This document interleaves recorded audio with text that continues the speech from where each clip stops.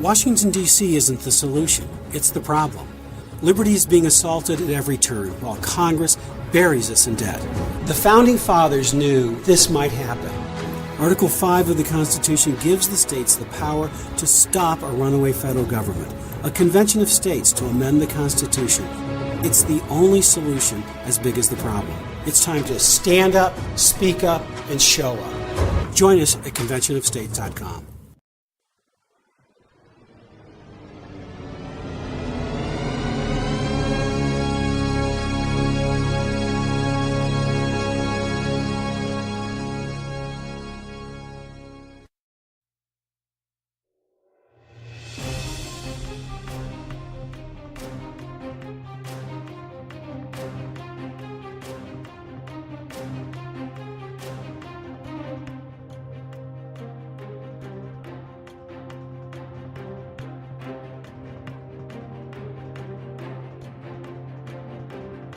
On March 7th of this year, Representative Walter Jones of North Carolina introduced House Resolution 107 into the United States Congress. The resolution states, whereas the cornerstone of the Republic is honoring Congress's exclusive power to declare war under Article 1, Section 8, Clause 11 of the Constitution. Now therefore be it resolved by the House of Representatives, the Senate concurring, that it is the sense of Congress that, except in response to an actual or imminent attack against the territory of the United States, the use of offensive military force by a president without prior and clear authorization of an act of Congress violates Congress's exclusive power to declare war under Article 1, Section 8, Clause 11 of the Constitution. Jones intended his resolution to express the sense of Congress that the use of offensive military force by a president without the prior and clear authorization of an act of Congress constitutes an impeachable, high crime misdemeanor under Article 2, Section 4 of the Constitution. Why does President Barack Obama deserve to be impeached? Here are 4 reasons. Doing little or nothing at all will result in even greater deficits, even greater job loss, even greater loss of income. 1. The Obama administration not only endorsed the 2008 bailout policy, the funds from which did not go either to homeowners or for taxpayers' protection, but rather to the consolidation of private banks, many of them in Europe. There was no investment of any meaningful type in the physical economy.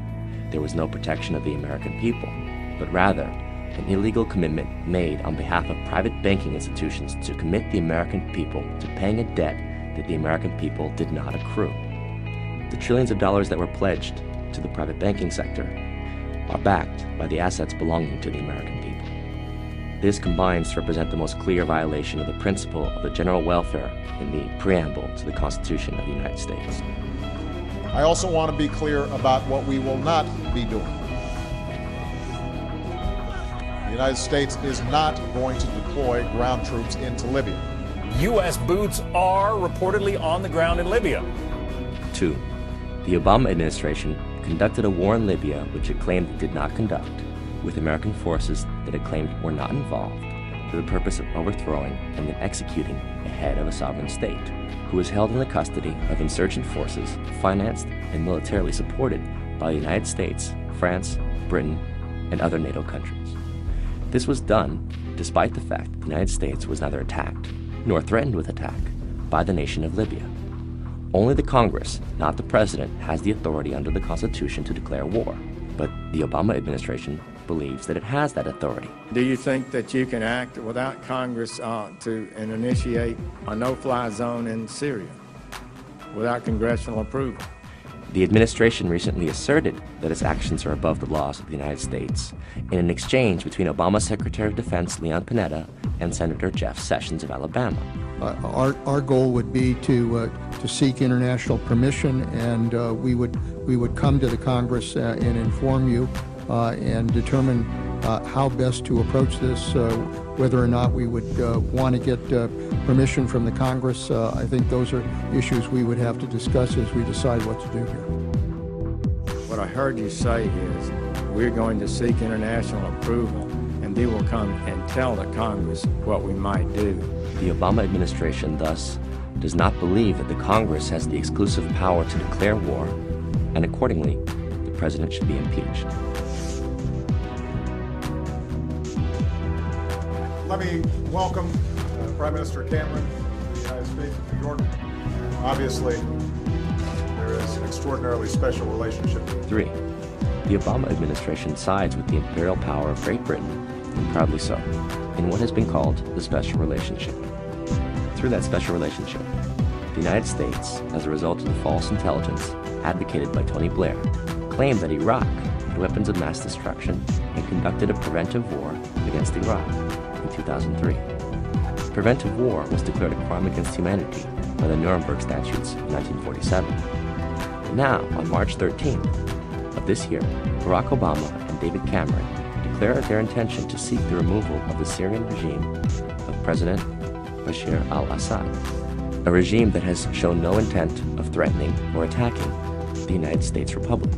This shows Obama's intent to continue a policy of war, for the commission of which the Nazis were sentenced to death at Nuremberg. If President Obama intends to finance, arm, or in any way militarily support the rebel factions against the president of Syria, he has a constitutional requirement to approach the Congress for a declaration of war. 4. President Obama has committed us, as a country, to a policy of indefinite warfare, including on American soil. On December 31st, 2011, Barack Obama signed into law the 2012 National Defense Authorization Act, which includes provisions that state that Congress affirms that the authority of the President to use all necessary and appropriate force pursuant to the authorization for use of military force includes the authority for the armed forces of the United States to detain covered persons pending disposition under the law of war. When Congress defined such covered persons, exempting U.S. citizens from the language, they were rebuked by the Obama administration, which told them to remove U.S. citizens from being precluded. Thus, as a result, U.S. citizens can also be detained by the U.S. military indefinitely without due process or civilian trial.